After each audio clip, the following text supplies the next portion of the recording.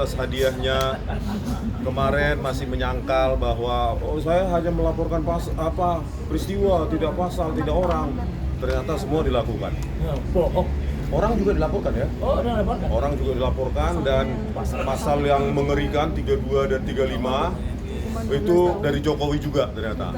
Dan kami ditunjukkan secara langsung. Terima kasih Pak Jokowi, kekejamannya luar biasa ya. Kami meneliti ijazah Anda yang Anda pakai sebagai presiden 2 periode. Anda kasih rakyatmu yang telah membayar hidupmu, pajakmu ya, sampai saat ini anakmu.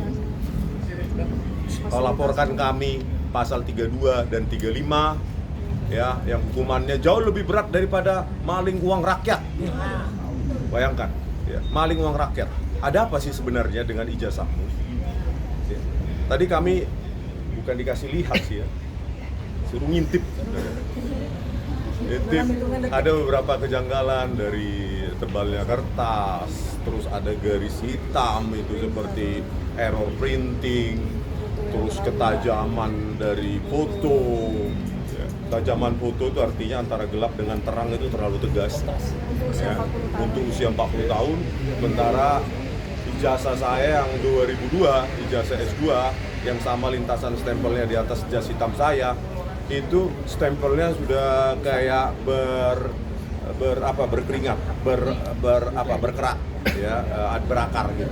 Jadi nggak tajam lagi. Tetapi itulah yang kami temukan. Kami tidak boleh menyentuh, jangan sentuh, kata pengacaranya tadi dari jauh.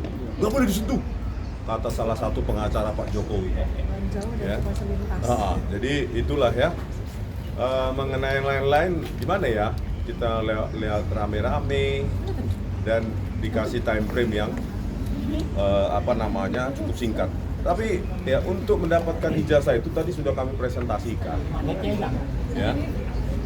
Di manakah Pak Jokowi KKN sampai detik ini belum terjawab?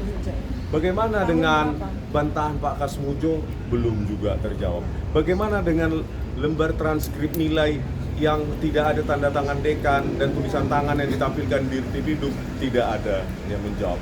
Jadi kan dokumen ijazah itu tidak berdiri sendiri, ya. Makanya ya dari tadi ada error garis lurus itu kayak tinta itu. Saya memprediksi itu digital printing ya. Digital printing dengan saya ini dugaan karena nggak boleh lihat ya. Itu untuk sebuah dokumen negara terlalu tipis ya.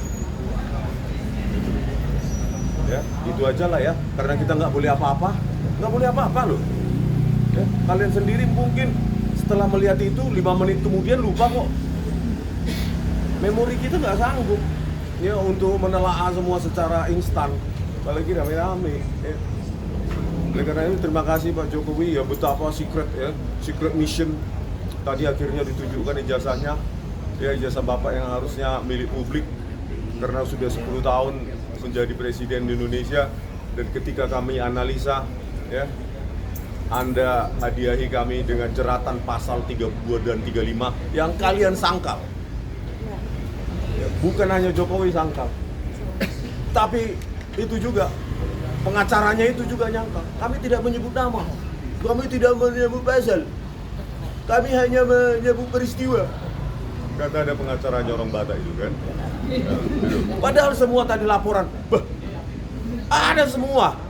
Ya, bukan hanya peristiwa, pasal 6 pasal ya, termasuk 32 dan 35 dan ada nama. Wow. Kok jahat banget sih kamu? Seperti ada dendam pribadi ya sama kami. Padahal kami membayari Anda hidup, gaji, dan sekarang colomadu berapa puluh ribu kami nggak tahu ya, dan pensiunan 30 juta, biaya satpam, biaya listrik, air, beras. Ya. Setidaknya keringat saya ada di situ, pajak saya ada Anda makan. Walaupun pajak saya murahan, ya menurut Anda, tapi pasti ada keringat saya, pajak saya yang Anda makan, Anda terima tiap bulan pensiun Anda. Ya, oleh karena itu teman-teman semua, ya, dengan adanya secret ngintip begini, udahlah kalian jawab sendiri lihat. Ya, kalau benar, ya kalian ada di sini tunjukkan aja, nah. atau tampilkan secara di scan dengan berapa DPI, ya mau 50.000 DPI juga oke. Nah, analisa. Tapi ya itulah hak rakyat kita di Indonesia ini. Betapa kasihannya kalian dan saya, ijazah presiden pun yang sudah 2 periode, kalian nggak punya hak untuk melihat demokrasi Indonesia.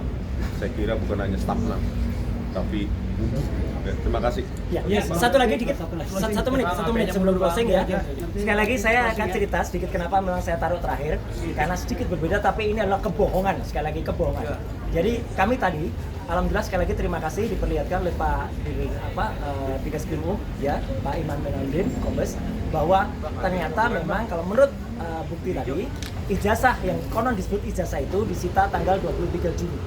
Berarti itu menunjukkan apa yang ditampilkan pada tanggal 25 dan 19 November yang lalu oleh seseorang namanya Andi Aswan, itu adalah dia bohong. Sekali lagi, bahwa dia katakan mendapatkan scan. Kami tanyakan tadi, saya tanyakan sempat bisik-bisik kepada penyidik, setelah disita ada nggak yang pinjem pakai barang yang sudah disita? Tidak ada. Itu di lock atau disegel, ya tidak ada. Setelah 23 itu tidak pernah, dan tidak mungkin seorang Andi Aswan mengatakan baru kemarin nih kayak saya scan asli. Bahkan sekali lagi hasil scan asli itu sekali lagi adalah milik Dian Sandi Utama yang dulu diposting tanggal 1 April ya. Kemudian dikoreksi sehingga akibatnya apa? Logo UGM jadi pating pletot. Pating pletot tuh benjo, jelek banget ya. Tadi memang logo yang ada di yang disebut-sebut ijazah itu tidak seperti ini. Jadi Dian Sandi, kemudian Andi Aswan dan Joshua Sinambela itu seharusnya adalah justru dia mendapat 32. Dan kami tadi, meskipun mungkin ini masih pemanis, kami diberikan kesempatan, silakan laporkan kembali ke SPKT. Ya, jadi kalau kami melapor lagi di SPKT dan ditolak lagi, ya, nah itu berarti ada sesuatu janji yang tidak ditunaikan ya oleh Pak Digreskrim. Saya kira itu ya tambahannya, silakan ditutup. Iya, kawan-kawan semua terima kasih ya. Abang. Iya. Geser. Maju aja. Ada yang mau nambahkan lagi? Ya. Ada satu saya menambahkan apa yang sudah dijelaskan oleh Dr. Tifa dan Dr. Rismon.